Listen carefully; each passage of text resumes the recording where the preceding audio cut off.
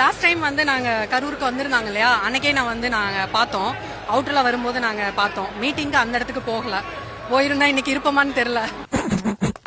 செம்ம காமெடி இல்ல. கரூர் சம்பவத்துல இழந்த வேதனை எல்லாம் எப்படி சொல்றதுனே தெரியல. அதுலயும் நம்ம மேலேயே பழி போட்ட கொடுமையெல்லாம் இருக்கும் பாருங்க, அதெல்லாம் வேற லெவலுங்க. அனைவருக்கும் வணக்கம். Praise the Lord. அஸ்ஸலாமு அலைக்கும். நமது மொழியில் சொல்வதென்றால் பிறப்புக்கும் எல்லா உயிர்க்கும். அமராவதி நதியோரம், காவிரி படுகை கரையோரம் கூடியிருக்கும் கரூர் சொந்தங்களே, அன்று வெற்றி தலைவர், நேற்று தர்மத்தாயின் தவ புதல்வர், இன்று மாண்புமிகு தமிழ்நாடு முதலமைச்சர் அண்ணன் சி ஜோசப் விஜய் அவர்கள் இதோ உங்கள் முன்னால் உரையாற்ற வருகிறார்.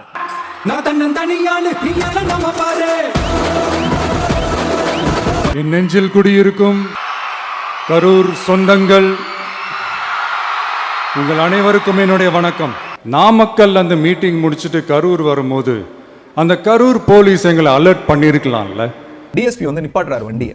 நிப்பாட்டி நீங்க இதுக்கு மேல போக கூடாது, கிரௌட் வந்து பஸ்ட் ஆகுது, ரொம்ப கஷ்டமா இருக்கு, 50 மீட்டர்ஸ்க்கு முன்னாடியே நிப்பாட்டி பேசுங்கன்னு சொன்னப்ப ஆதவர்ஜுனாவும் புசி ஆனந்தும் இல்ல வண்டி உள்ள போகும் அப்படிங்கிறாங்க. குழப்பத்துல பிறந்தவனே ஒரு டீ வாங்கி கொடுத்தானா எது வேணாலும். இந்த இடத்தை எடுத்துக்க சொல்லி நாங்க தான் சொன்னோம்னு ஒரு போலீஸ் ஆபீசர் பேட்டி கொடுக்கிறாரு, அதுக்கு என்ன அர்த்தம்? ஒரு 40 ஃபீட் ரோடுக்கு 80 அடி ரோடுக்குமான வித்தியாசம் இருக்குல்ல. 40 அடி ரோட்ல எவ்வளவு பேர் நிக்க முடியும், 80 அடி ரோட்ல எவ்வளவு பேர் நிக்க முடியும் சார்? ரெண்டு பக்கமும் வைடர் ரோடு, சென்டர் மீடியன் இருக்கு, அவ்வளவு பேர் தங்கலான்னு நீதிமன்றத்துல அதை ஒத்துக்கிட்டு, நீதிமன்றத்துல இவங்க புசியானது வந்து இந்த இடத்துல நாங்க நடத்துறோம்னு சொல்லி ஒத்துக்கிட்டு வந்ததுதான். அப்ப இன்னைக்கே பெட்ரோல் வாங்கி மொத்த பேரும் கொளுத்திர வேண்டியதுதான். செந்தில் பாலாஜிக்கு அண்ணனுக்கு அந்த அதிகாரம் கிடையாது. கலெக்டர் பர்மிஷன் கொடுக்கல, எஸ்பி பர்மிஷன் கொடுக்கல, கோர்ட் தான் பர்மிஷன் கொடுத்துச்சு. போய் நீதிபதியை கேளுங்க. அரசு பர்மிஷன் கொடுக்கல. we never gave a permission for that rally. கரூர்லயே நாமக்கல்ல நாங்க பர்மிஷன் கொடுக்கல. கோர்ட்டுக்கு போனாங்க. Court 1000 condition போடுச்சு. கோர்ட் கொடுத்த ஒரு கண்டிஷனை அவங்க ஃபாலோ பண்ணாங்களான்னு கேளுங்க. உள்ளுக்குள்ள உறுத்தல பொறம்போ டாய் அப்படின்னு உங்க மனசாட்சி உங்களை பார்த்து கேள்வி கேட்காத மிஸ்டர் பார்சாரதி. இப்படி ஒரு சம்பவம் நடந்துருச்சு.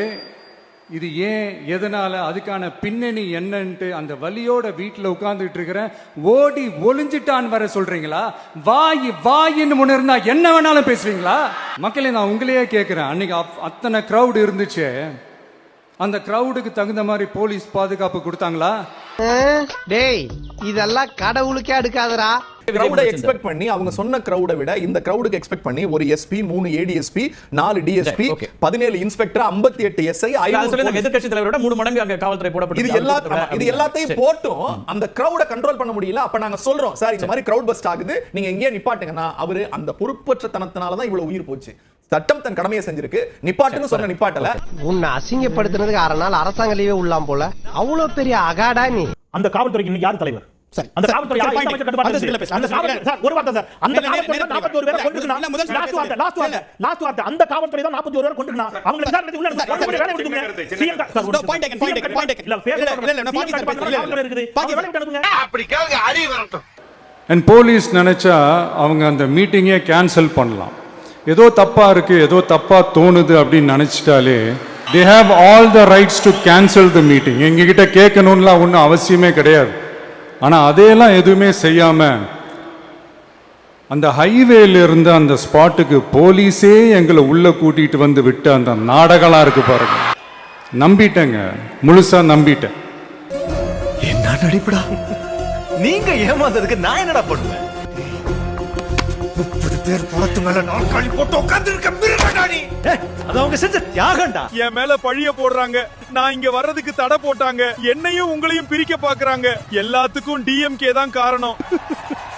திமுக தடை ஏற்படுத்துறாங்க. எதனால நினைக்கிறாங்க? அவங்களோட விஷயம் தெரிஞ்சிருன்னு சொல்லிட்டு தான் தடை பண்றாங்க, வேற ஒண்ணும் கிடையாதுங்க. எங்க முதல்ல விஜய் கரூருக்கு போக கூடாது என்று இந்த பெட்டிஷன்ல ஒரு வரி திமுக கேட்டதை இங்க இருக்கிற அவையில இருக்கிற யாராவது ஒருத்தர் எடுத்து காட்டுங்க. எங்க கேட்டிருக்கு? பெட்டிஷன்ல இருக்குது. எல்லா ஊடகங்களும் காலையில இருந்து ஒரு ஃபேக் நரேட்டிவ் செட் பண்றாங்க. என்னன்னு ஒரு விஷயம் சார், திமுக வந்து போகவே கூடாதுன்னு கேட்டுச்சு, நீதிபதி ஏன் போக கூடாதுன்னு கேட்டாரு. எங்க சார் இருக்கு எவிடன்ஸ்? ஏதாவது எடுத்து காட்டுங்க. சொல்றா என்னன்னு பேசுறா, ஏதாவது பேசுறா. கரூர் விட்டு வெளியே வந்தாரு, நீ வெளியே அனுப்பப்பட்டாரு. ரெண்டுத்துக்கு வித்தியாசம் இருக்கு. இன்னைக்கும் கரூருக்கு போகணும் தடுக்கிறது யாரு? சுப்ரீம் கோர்ட் வரைக்கும் போனது யாரு? நான் கேட்கிறேன், கரூர்ல இருந்து அவரை யார் அனுப்பிச்சது? சம்பவம் நடந்தா யார் அவரை அனுப்பிச்சது? சம்பவம் நடந்தா யார் அவரை கரூர்ல இருந்து அனுப்புனாங்க அப்படிங்கிற கேள்வி எழுப்புறாரு. யார் அனுப்பிச்சா? கரூர்ல இருந்து விஜயை வந்து நீங்க கண்டிப்பா வெளியேறணும் அப்படின்னு சொல்லிட்டு அனுப்பிச்சது யாரு? சொல்லுங்க, நீங்க தான் சொன்னீங்க. சொல்லுங்க, நீங்க தான் சொன்னீங்க. ஏன் பேசாம இருக்க தம்பி?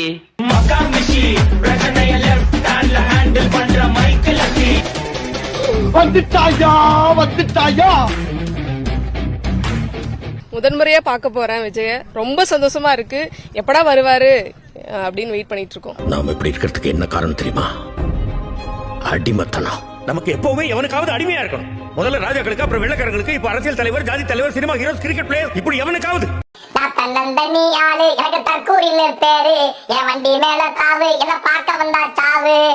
இந்நேரம் கரூர்ல அன்னைக்கு செப்டம்பர் 22 நடந்த சம்பவத்துக்கு கைது பண்ணி உள்ள வச்சிருந்தானா கட்சியும் காணாம போயிருக்கும். நீங்க முதலமைச்சர்ல எம்எல்ஏ கூட ஆயிருக்க மாட்டீங்க.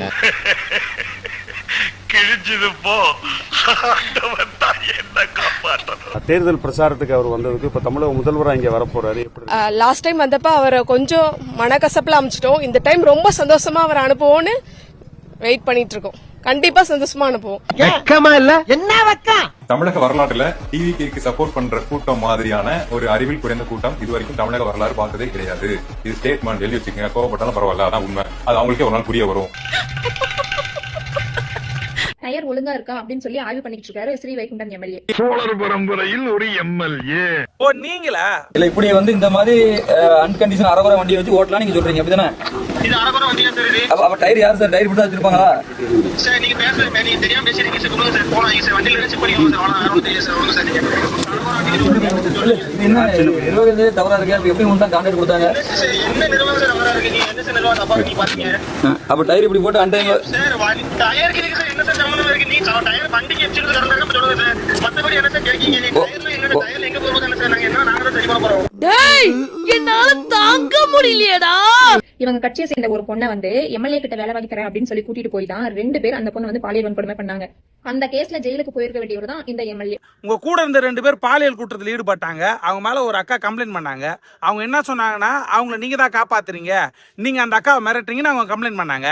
அதுக்கு பதில் சொல்ல வக்கு இல்ல. அதை விட்டுட்டு டயரு இதுன்னு ரேப் பண்ணவும் கொள்ளையடிச்சும் ஓரமா போயிட்டு இருக்காங்க. யூடியூப்ல உட்காந்து பேசுறவங்க உள்ள இருக்கிறாங்க ஜெயில. இப்போ வண்டலூர்ல ஒரு நிர்வாகியோட மகன் 3 பெண்களை ஏமாத்தி பர்சனலா போட்டோஸ் வீடியோஸ் எல்லாம் எடுத்து வச்சிருக்காங்க. செய்தி கல்லூரி பெண்கள் நடவடிக்கை என்ன? பதில் என்ன? என்ன பாக்குற? துப்புறானேனா உன்ற மூஞ்சில வேற யாரும் துப்ப விடாது பாரு. அதான் நான் துப்புறேன். எங்கடா பாட்டிய தூக்கிட்டு போற? அம்மா எங்க தளபதியை பார்க்க போறோம். அவ்வளவு கூட்டத்துல ஏன்டா தூக்கிட்டு போற? கூட்டத்துல பாட்டி செத்து போச்சுன்னா எனக்கு எங்க தளபதி கவர்மெண்ட் வேலை போட்டு தருவாருமா? டேய் அரை போத நாயே, படிச்சு வேலைக்கு போடா சலிப்பையில. முதல்வர் விஜய் 32 பேருக்கு அரசு பணிக்கான ஆணைகளை வழங்க உள்ளார் என்ற அண்மை செய்தியை பார்க்கிறோம். என்னப்பா செய்யறது?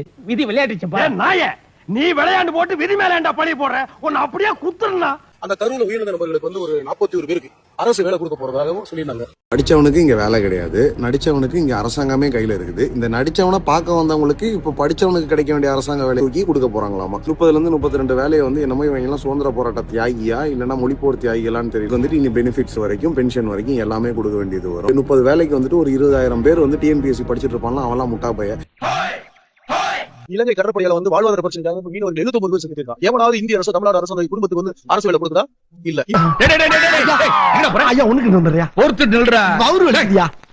இந்திய ராணுவ வீரர்கள் எவ்வளவு சுட்டுக் கொல்லப்படுறாங்க? அவர்களுக்கு ஏதாவது அரசு வேலை கொடுக்குறாங்களா? இல்ல. ஸ்டெர்லைட் போராளிகள் 13 பேர் செத்துப்பான். இதே தூத்துக்குடி சம்பவங்கிறது அவங்க போராடினது மக்களுக்காக போராடி எத்தனை நாள் தொடர் போராட்டம். அந்த போராட்டத்துக்கு அப்புறமா அவங்க அறவழியில போராடினாங்க. அந்த போராட்டத்தை சாராயம் குடிச்சு போய் 10 லட்சம் கொடுத்ததே தப்பு நம்ம சொல்றோம். அவங்களுக்கு அரசு வேலை கேட்டா கேவலம் அல்ல? அது போலதான் இது இருக்குது. கிடையாது. கூத்தாடியை பார்க்க வந்தவங்க பேசுறதுக்கு பயங்கரமா எல்லாரும் பேசிடுறாங்க. கடைசியா எண்ணி விடுவாங்கன்னா தான் பல தடவை சொல்லிக்கிறேன். என்னதான் இது பேச வேண்டியதெல்லாம் நீங்களே பேசிடுறீங்க. கடைசியா விட்டா நான் என்னத்தான் பேசுறதுன்றது எனக்கு தெரியாது. ஆமா, அப்படியே ஓப்பனிங் இறக்கி விட்டா மட்டும் அப்படியே அறுத்து தள்ளிடுவாரு அவரு. இவ்வளவு நாள்லாம் நீங்க வேற கட்சியில இருந்திருக்கலாம். ஆனா இன்னைக்கு தமிழக வெற்றி கழகத்துல நீங்க இணைஞ்சிட்டீங்க. கட்சி பேரே ஒழுங்கா சொல்ல தெரியல. இவர் கட்சியோட பொதுச் செயலாளர் அவரு. சார் ரொம்ப போடாது சார், எனக்கு கூச்சமா இருக்கு. ஆனா இந்த மாதிரி சிஎம் யாருமே இருக்க முடியாது. இப்படி மக்களோட மக்களா இனிமே யார் வந்தாலும் வருவாங்களான்னு எனக்கு தெரியல. நானு இத்தனை வயசு 45 வயசு ஆகுது. இன்னைக்கு வரைக்கும் ஒரு அமைச்சரை பார்த்தது இல்ல, ஒரு கவுன்சிலர் கூட நான் பார்த்தது இல்ல. நேரா இந்த மாதிரி எல்லாம் பார்த்து எல்லாமே மறந்து போச்சுல்ல. இப்ப எல்லாம் ஞாபகத்துக்கு வந்துருச்சு. விஜய பத்தி நம்ம விஜய் வந்ததுனால இப்போ எல்லாத்தையுமே நம்ம நோட் பண்றோம். ஒவ்வொன்றுத்தையும் நம்ம ஒரு சின்ன தப்பு நடந்தாலும் சொல்றதுக்கு ஒரு தைரியம் வருது. ஆனா இதே முன்னாடி ஆக்சுவலி யார்கிட்ட போய் நம்ம என்ன கம்ப்ளைண்ட் கொடுக்கணும்ன்றது கூட நமக்கு தெரியாது. இப்போ எல்லாமே ஓப்பன் புக்கா இருக்கு. ஸோ வந்து நல்லா தான் பண்ணிட்டு இருக்காங்க. ஸோ அவங்க தான் வரணும். இனி அடுத்து அவங்க தான் வருவாங்க. ஓ வெரி குட். இந்த குணம் இருக்கா? கை கொடு. ஆமா இதெல்லாம் நீ ஒருவேளை சோத்துக்காக பில்டப் பண்ணலன்னு எனக்கு எப்படி தெரியும்? எது இல்ல எப்படி நம்புறது?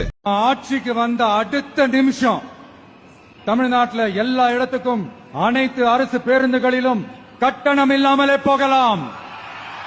அது ஓனர் சொல்லியா? யாருடா ஓனரு? டக்ளஸ் என்ன? யாரு டக்ளஸ் அண்ணனா? ஏண்டா நேத்தா அவனை வேலைக்கு சேர்த்து அவனை போய் ஓனர்ன்றீங்க. ஏண்டா நீயா ஓனரு? இந்த 2026 தேர்தலில் யாராலும் உடைக்கவே முடியாதுன்னு சொன்ன மதத்தை உடைச்சோம். திருப்பரங்குன்றம் தொகுதியில இது இந்து மலையா இல்ல இஸ்லாமியர் மலையா அப்படின்னு இப்ப வரைக்கும் சண்டை போயிட்டு இருக்கு. இந்த நிலையில முழுக்க மதத்தை மட்டுமே வச்சு அரசியல் செஞ்சுட்டு இருக்க RSS இயக்கத்தினுடைய உறுப்பினரான நிர்மல் குமார அந்த தொகுதியில நிக்க வச்சு அவர் ஜெயிக்க வச்சு அமைச்சராகவும் ஆக்கி வச்சிருக்கீங்க.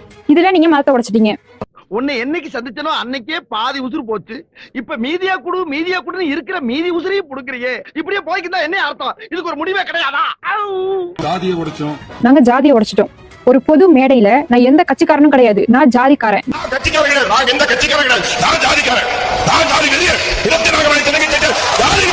நான் ஜாதி வெறியன். ஜாதிக்கு பிறந்த ஜாதி வெறியன்னு சொன்ன ஜெகநாத் மிக்ஸ்ராவை தேனி கம்பம் தொகுதியில் நிக்க வச்சு அவரை வெற்றி பெற வச்சு ஒரு ஜாதி சங்க தலைவரை அமைச்சராக்கி வச்சிருக்கீங்க. இதுல நீங்க ஜாதியை உடைச்சிட்டீங்களா? தூக்கி போட்டு ஒரே மிதி உடல் வேற குண்டானி வேற ஆயிடும். இந்த வீடியோ உங்களுக்கு பிடிச்சிருந்தா கண்டிப்பா லைக் பண்ண மறக்காதீங்க. அப்படியே உங்க நண்பர்களுக்கும் ஷேர் பண்ணுங்க. நீங்க பண்ற ஒவ்வொரு லைக்கும் தான் இந்த வீடியோவை மற்ற நண்பர்களுக்கும் கொண்டு போய் சேர்க்கும். மறக்காம சப்ஸ்கிரைப் பண்ணுங்க. உங்க கருத்துக்களையும் கமெண்ட் பாக்ஸ்ல பதிவு பண்ணுங்க.